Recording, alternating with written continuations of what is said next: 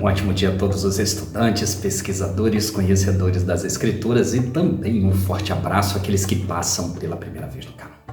Alguns inscritos vieram me perguntando no ano de 2023 se existe alguma religião que poderia remontar ainda os primórdios, aquela religião que teria uma forma de culto vinculado ainda aos Anunnakis. Se teria alguma religião que traria, talvez desde a Suméria, aquela primeira forma de culto.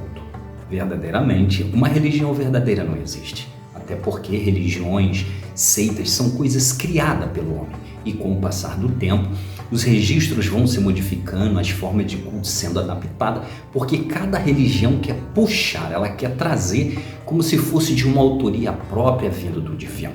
Porém, existe uma seita que remonta a esses princípios sumerianos e que traz nos seus ombros aquilo que desde o passado era uma forma de culto. E hoje nós vamos falar sobre os Iázides. Porém, desde já, eu quero dar todo o crédito desse vídeo, desse conhecimento, a Hania B. Hayat, mestre em árabe clássico, sumidade em conceitos antigos e por aí vai. Dona do canal O Clã de Enki no Telegram. Um canal que fala tudo aquilo que a mídia esconde sobre geopolítica, sobre Antártida, gigantes, vacinas e etc. Se você ainda não conhece o canal O Clã de Enki do Telegram, dê uma pausa nesse vídeo agora.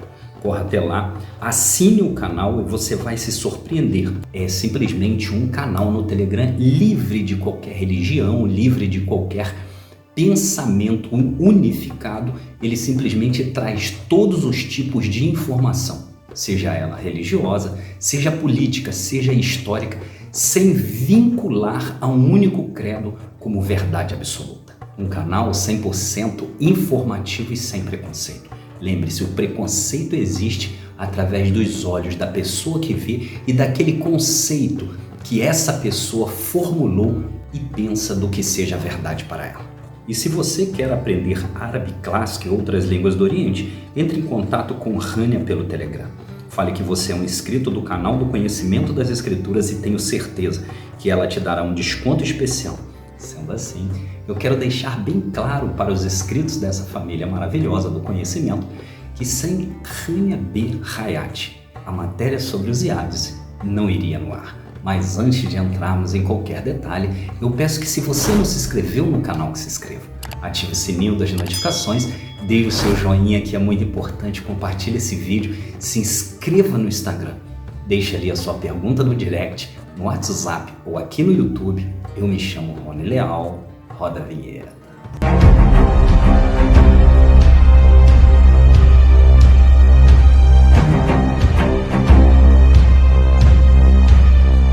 Verdadeiramente existe uma seita onde os seus conceitos e preceitos eles remontam desde a época lá da Mesopotâmia dos sumerianos. Essa seita se chama os Iázides. Os Iázides é uma comunidade étnico-religiosa curda, onde os seus membros praticam a antiga religião que remonta aos primórdios da Mesopotâmia, conhecido como o Iazidismo. A maioria de seus membros vivem ou são nascidos na antiga Nínive, ao norte do Iraque, cuja capital é Mossul, uma região que faz parte da antiga Síria. Os Iazidismo, eles têm semelhanças com antigas religiões persas. Ainda que alguns autores divergem suas opiniões, o Iazidismo vem antes do zoroatrismo. O Iazid é uma seita com mais de 45 características que os ligam à Suméria, onde tais características são praticadas desde os tempos antigos. Os Iázides acreditam em um Deus criador do mundo, Shodé. Ele, exclusivamente, se importa com tudo aqui embaixo, que colocou sob o cuidado de 7 seres sagrados, conhecidos no cristianismo e no judaísmo como anjos, tendo por chefe um arcanjo conhecido como Melek Taos, o anjo pavão. E aqui eu quero abrir um parênteses e quero que vocês comecem a prestar bastante atenção para ver as semelhanças que cada religião e principalmente o cristianismo puxou desde lá de trás para servir a sua filosofia. E como todas as seitas e todas as religiões têm os seus símbolos de representação, os Iézides também eles usam esse símbolo do passado para que seja enraizado e fique como uma tradição nos dias presentes. Reparem a figura desse símbolo Yesod. Vemos um pavão com 12 penas ao fundo, de onde aproveitou-se a ideia de 12 tribos e, posteriormente, dos 12 apóstolos. Anterior a essas, vemos outras 7 que são representadas pelos 7 seres sagrados. Logo à esquerda, uma representação em cuneiforme sobre o planeta Nibiru, o que os sumérios afirmavam ser a cidade para onde o ouro ia. Assim acredita hoje pelos cristãos como uma cidade de ouro que descerá do céu, a Nova Jerusalém. Nos pés do pavão existe a cruz que está nos trajes dos Elohims, uma representação da energia e do poder. Essa cruz também é aproveitada pelo cristianismo nos trajes sacerdotais e como símbolo de poder que a cruz tem, diz que após a morte de Jesus todo o poder foi dado a ele. No canto inferior direito temos uma nave, onde os Elohims desciam do céu para a terra e que as escritas hebraicas afirmam que a divindade vinha nos seus carros de fogo, o mesmo que levou Elias e que o profeta Ezequiel havia visto sair de uma nuvem com fogo a revolver-se. Um pouco mais acima, vimos os templos que os Elohims, que essas divindades estavam em construções sumerianas, o que seria representado pelo judaísmo como o templo em Jerusalém destruído e que eles esperam até hoje a sua reconstrução. E o mesmo templo, o cristianismo, ele aproveitou para colocar como se fosse uma forma magnífica de cultuarem a sua divindade. E como o pavão era a representação dos Iades, o judaísmo tem a sua representação na menorá, na estrela de Davi, como o cristianismo tem a sua representação pela pomba e pelo peixe. Dentro do cristianismo, por exemplo, eles também usam a representação do número 7 como um número de plenitude ou de total poder do divino. E assim nós vemos claramente dentro do livro grego do Apocalipse, cujo autor denomina-se ser João. Dentro deste livro é dito que 7 tochas ardem diante de Deus, como se fosse uma representação para o cristianismo do Espírito Santo, a plenitude do fogo do poder do Espírito Santo. E para isso nós temos que ler Apocalipse capítulo 1, versículo 4 para ver essa semelhança. Assim diz Apocalipse: João às 7 igrejas que estão na Ásia. Graça e paz seja convosco da parte daquele que é, e que era, e que há de vir, e da dos 7 espíritos que estão diante do trono de Deus. Isso quer dizer que essa representação do número 7 já é uma das características que é puxada desde o Yazidismo. E essa plenitude de poder, ela não é simplesmente vinculada só ao cristianismo ou só às escrituras gregas, conhecidas como o Novo Testamento. Ela também é colocada no Novo Testamento como uma forma de plenitude também ao judaísmo, onde no capítulo 11, versículo 4 do profeta Isaías, diz que o descendente do tronco de Jessé repousaria sobre ele o espírito da sabedoria, o espírito do conhecimento, o espírito de entendimento e por aí vai. Então essa plenitude do número 7, ela já é puxada de seitas antigas.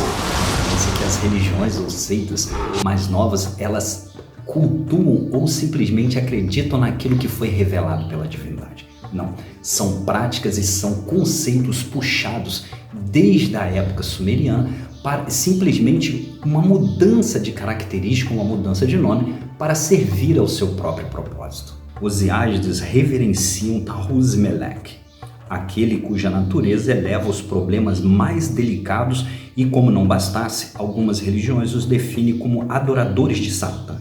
Até porque tais religiões acreditam que esse anjo pavão é o mesmo Satã das religiões cristã e islâmica. Tudo isso é simplesmente uma forma de pensar. Para os cristãos, por exemplo, todo tipo de mal tem que ser expurgado. Para os Yazidis, o mal ele tem que ser reconciliado, porque com esse ajuste do mal é evitado que se aconteça um dano maior. Vimos algo parecido nos escritos do pseudo-apóstolo chamado Paulo, quando ele escreve a sua mensagem aos Romanos, no capítulo 8, versículo 28, ele deixa bem claro que todas as coisas contribuem para o bem daqueles que amam a Deus. E diz no livro de Jó, do Antigo Testamento, que a divindade chama a Satã para o seu uso e benefício próprio, para provar e mostrar que Jó, ali seria fiel. E não só o livro de Jó. Se nós pegarmos 2 Crônicas, capítulo 18, quando a divindade quer dar uma lição a Davi que não tinha obedecido, reúne o exército dos céus e tira ali um que vai ser usado como um espírito mentiroso. Então a divindade também usa o mal para o seu próprio benefício. E essa forma de pensar, segundo o que o pseudo-apóstolo disse, é a mesma forma dos Iázides. Eles tentam conciliar o mal para que aquele dano maior ele não seja executado e assim amenizar o problema ou satisfazer com aquele mal um benefício próprio. E por assim dizer, esse anjo pavão para os Iázides, ele é encarregado de tudo aquilo que acontece com o homem, tanto o bem quanto o mal. Exatamente como foi aproveitado no livro do profeta Isaías, capítulo 45, versículo 7, que diz o seguinte: Eu formo a luz e crio as trevas, faço a paz e crio o mal. Eu, o Senhor, faço todas as coisas. Então essa forma de pensar que o Deus Supremo, aquele que age sobre a terra, aquele que age na vida dos homens, é exatamente o que os Iázides pensam sobre o anjo pavão. Tanto o bem quanto o mal, ele vem da parte daquele que governa o ser humano. E alguns estudiosos de tal credo dizem que eles são os representantes desses arcanjos, deuses ou seres sagrados, onde se encontra Nabu, o mesmo Nabu sumério, que goza do caráter de Taúzi, o rei dos Iázides, sendo o deus da sabedoria e da imortalidade, podendo levar as contas a mais de 1800 anos antes de Cristo. O templo de Isda de Nínive e Antiga Babilônia já existia 1000 anos antes de Zoroastro, permanecendo até os dias de hoje os rituais da época sumeriana e babilônica. Um outro ser sagrado para os Iézides é Ningizida. A raiz etimológica dos Iézides, ela leva até Ningizida. Ningizida é aquele que junto com Enki e Nimá, eles fizeram o homem, da onde Gênesis, no capítulo 1, versículo 26, trouxe aquela palavra: façamos o homem à nossa imagem conforme a nossa semelhança. Aqueles que vêm acompanhando os meus vídeos das tábuas sumerianas já estão familiarizados com isso. Ningizida para eles é aquele ser divino, é aquele ser criador. Ningizida é tão reverenciado que até os povos maias e os astecas o adoravam. Eles o denominavam a serpente emplumada.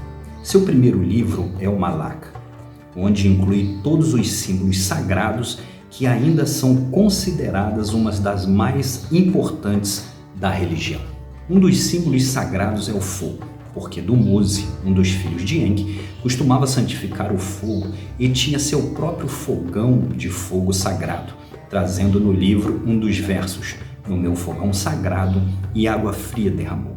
E todos os curdos juram pelo fogo até hoje. Também evitam usar azul e reverência a Dumuzi, pois acreditam que quando ferido pelos orcs do submundo, sua face ficou azul, onde a frase é dita: Dumuzi chorou até a sua face ficar azul. Isso para alguns soa de uma forma diferente. Como assim ele foi a um submundo ser ferido por orcs? Isso simplesmente remonta a uma mitologia. Mas eu quero te dizer bem claro, o Novo Testamento também diz que assim que Jesus foi ferido, para onde ele foi, diz o Novo Testamento que ele foi ao inferno. Dumuzi, para aqueles que têm acompanhado as tábuas sumerianas, Dumuzi ele era filho de Enki, um daqueles que criou o ser humano. Dumuzi, nas tábuas sumerianas, ele era conhecido como o bom pastor, aquele que tem amor pelas ovelhas. Será de onde que as escrituras gregas tirou a ideia de que Jesus, depois de ferido, desceu ao inferno. Os Iézides também santificam o sol e se voltam para eles nas suas orações matinais. Algo muito interessante é o fato de fornecerem alimentos para os transeuntes e necessitados, pois acreditam que Tammuz Meleque aparece disfarçado de transeunte ou um convidado, e por isso é obrigatório homenagear um hóspede, homenagear um transeunte ou um necessitado, pois esses são considerados sagrados. E isso também o Velho Testamento ele absorveu. Por quê? Porque se nós pegarmos a cultura, todos aqueles que se apresentavam ao patriarca, a sua esposa tinha que fazer bolo, aquelas pessoas tinham que comer com ele, eles tinham que se lavar os pés, eles tinham que ser bem alimentados, porque eram pessoas sagradas, eles tinham que ser hospitaleiros. Como se não bastasse, toda a raiz de dias criativos que a Bíblia usa vem da época sumeriana, e os Iésdes usam o número 7 em 7 dias da semana para criar os poderosos, e sobre a terra tirou de uma pérola a água, e a partir da água chama a porção seca, e se originam as demais coisas. E é exatamente o que os escritos hebraicos falam a respeito da criação, que em 7 dias a divindade criou todas as coisas e tirou da água a porção seca, chamou tudo da água para que pudesse ser criado. Se você observar tanto o judaísmo como o cristianismo, eles vão afirmar que tudo aquilo que eles têm, desde os escritos até as suas formas e as suas práticas de culto, foram dados pela divindade, seja por Moisés, seja por qualquer um que seja, mas simplesmente são representações copiadas e adaptadas dos povos antigos da Suméria para poder servir a sua nova forma de culto, mudando simplesmente o nome ou simplesmente uma forma de pensar dentro de uma adaptação, mas que segue o mesmo texto e o mesmo contexto de uma forma modificada. Dentro do judaísmo e do cristianismo não existe uma revelação, existe uma adaptação de seitas e conceitos antigos. E respondendo a todos aqueles que me perguntaram em 2023, existe sim. Existe aqueles que cultuam os Elohims desde a época sumeriana. Eles cultuam Negizida, Enki, Ninmah como símbolos de representação. Eles têm 7 anjos, 7 seres sagrados do poder que tudo serve a uma divindade. Eles têm os seus templos, têm as suas representações desde a época sumeriana. E antes que me perguntem, essa seria uma seita ou uma religião verdadeira? Vou me abster desta pergunta, até porque eu creio, e eu não gosto de colocar sobre crença, eu gosto de colocar sobre o que está escrito, mas eu penso e tenho certeza que religião ou seita são criados pelo homem. Aquilo que o homem acredita que é uma verdade e segue aquilo que representa o seu melhor prazer. E mais uma vez eu quero agradecer à mestra Hania B. Hayat pelo enorme conhecimento dos Iásdes, onde ela forneceu todo o material e eu fiz a correlação com o cristianismo e com o judaísmo. Sem Hania, não saberia sobre os Iásdes e também não teríamos total informação dentro dessa família do conhecimento.